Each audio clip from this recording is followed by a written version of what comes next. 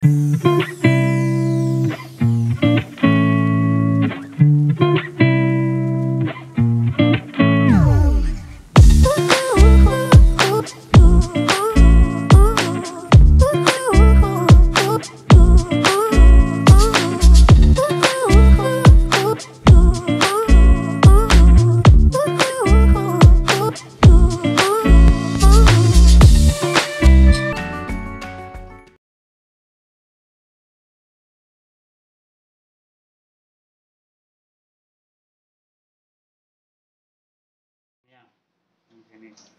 Oke, kita mulai yang terperinci, mulai dari awal, mulai dari ossa cranii atau ossa cranium.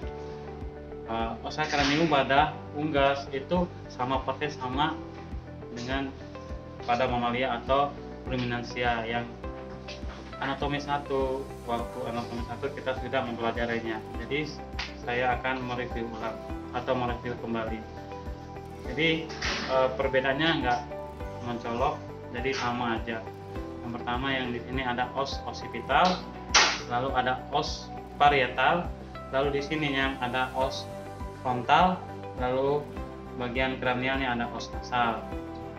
Lalu di sini juga ada os mandibulanya.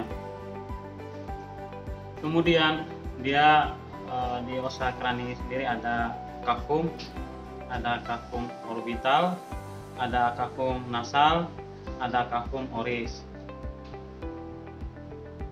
Lalu kita lanjut ke bagian vertebrae. Vertebrae cervicalis yang pertama. Jadi vertebrae cervicalis pada unggas itu berbeda-beda tergantung dari spesiesnya.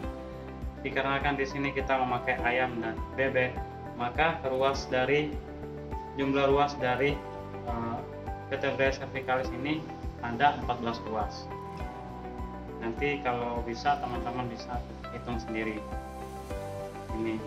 Lalu ke bawah lagi ada vertebrae thoracalis. Ada vertebrae thoracalis. Jadi untuk bebek sendiri itu dia ada 7 ruas. Vertebrae thoracalis ada 7 ruas. Jadi ruas pertama sama ruas ke-6 itu dia bisa bergerak atau berdiri sendiri. Itu vertebrae pertama dan ke-6. Lalu vertebrae kedua dan kelima itu menyatu dan membentuk notarium. Lalu lanjut lagi ke vertebrae lumbalis. Jadi vertebrae lumbalis ini dia menyatu dengan vertebrae thoracalis ke-7. Dia membentuk sinsangkruk. Lalu ke belakang lagi, ini namanya os coccygeal. Dan pada ujung os coccygeal atau paling caudal ada yang namanya tulang kemudi. Tulang kemudi namanya pygosteid. Oke, kita lanjut ke ekstremitas kranial. Jadi seperti yang saya jelaskan di awal tadi bahwa ekstremitas kranial dari unggas atau yang kita pelajari hari ini, bebek, itu berbeda dengan ruminansia atau mamalia. Jadi dia membentuk sayap, dimodifikasi menjadi bentukan sayap. Yang pertama yang ini yang saya tunjuk, ini ada os humerus. Os humerus. Lalu kesininya lagi ada os ulna dan os radius. Jadi cara membedakan antara os ulna sama os radius itu dari besar atau kecilnya. Jadi os ulna dia bentukannya lebih besar daripada os radius. Lalu di sininya lagi ada os karpal, metakarpal. Lalu di sini ada os digiti atau pala. Oke. Selanjutnya kita akan membahas os costae pada unggas atau dalam hal ini preparat dari bebek. Jadi yang saya tunjuk ini os costae. Jadi os costae ini dia bertautan sama vertebrae thoracalis. Jadi ini ada os costae. Lalu bagian ventralnya dia akan bertautan sama sternum, os sternum. Di os costae sendiri ada penonjolan atau ada taju Ini ada taju, di mana taju ini akan bertautan antara os coste dengan os coste berikutnya, yang ini ya, itu namanya processus uncinatus yang ini. Oke, lalu kita ke bagian ventralnya, yaitu os sternum. Untuk lebih jelasnya saya jelaskan secara terpisah untuk os sternumnya.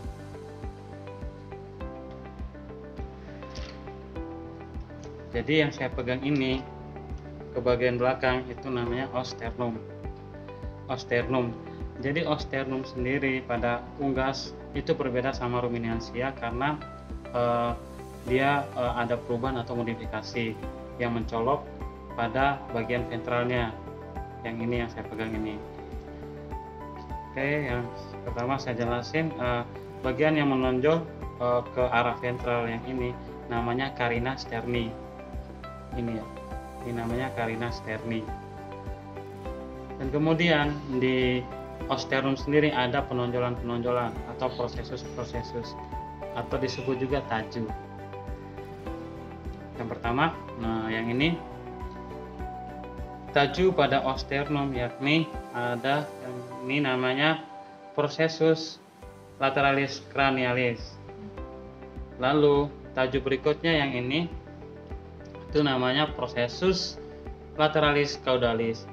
Processus lateralis caudalis itu memiliki dua cabang. Yang pertama, cabang yang ke atas itu namanya processus thoracalis yang ini. Lalu ke bagian caudal itu namanya processus abdominalis. Ini. Kemudian di sini juga ada taju yang berada di bagian medialnya, yang ini ya. Dia ini bertautan sama bagian caudalnya dari os yang saya capit ini. Itu namanya processus medialis cranialis. Yang ini processus medialis cranialis. Lalu ada juga yang di sini yang saya pegang ini, itu namanya processus medialis caudalis. Yang ini. Oke. Lalu kita ke arah kranialnya. Di arah kranialnya ada 3 tulang. Ada 3 tulang. Ini juga beda lagi sama ruminansia. Jadi pada ruminansia sendiri, os yang berkembang itu ada satu saja. Tapi di unggas itu os yang 3 ini dia berkembang dengan sempurna.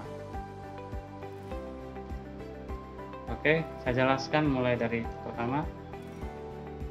Ada yang ini yang paling atas, paling dorsal. Ini namanya os scapula. Os scapula. Oke. Lalu bagian ini yang saya capit ini yang bertautan sama processus medialis cranialis os sternum, ada namanya os coracoideus. Yang ini. Lalu bagian paling ventral yang ini yang membentuk huruf V, ini namanya os clavicula. Yang ini semua ini os clavicula. Lalu di os clavicula sendiri terdiri dari 2 batang ini. Yang satu batang ini namanya furcula. Yang ini. Lalu bagian caudal ventralis yang ini ada namanya hypocleidomastoid yang ini. Oke. Lalu ada bentukan lagi atau articularis atau pertautan dari ketiga tulang ini. Ada tulang scapula, coracoideus sama clavicula. Ini namanya articulatio triosseus. Yang ini. Articularis triosseus. Oke. Kita lanjut ke bagian berikutnya. Oke, kita lanjut lagi ke os coxae. Os coxae sendiri terdiri dari 3 tulang yang menyusunnya. Ada os ilium yang saya pegang ini. ada os ischio semua ini, lalu ada os pubis ini, os pubis. Lalu os pubis dari unggas sama ruminansia itu berbeda. Pada ruminansia itu ada simfisisnya, tapi di unggas dia nggak menyatu atau terpisah kayak gini os pubisnya. Oke, lalu kita lanjut lagi ke ekstremitas kaudal. Jadi di sini yang saya tunjukkan ini namanya os femur. Ini os femur.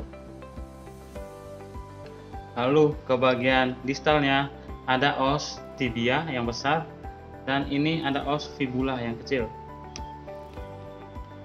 Lalu ke bagian distalnya lagi ada os tarsal, kemudian ada os metatarsal, lalu ada os digiti atau palang. Oke, terima kasih. Terima kasih yang sudah menyaksikan video kali ini. Semoga bisa memberikan manfaat dan ilmu kepada semuanya, terutama kepada rekan-rekan veteriner.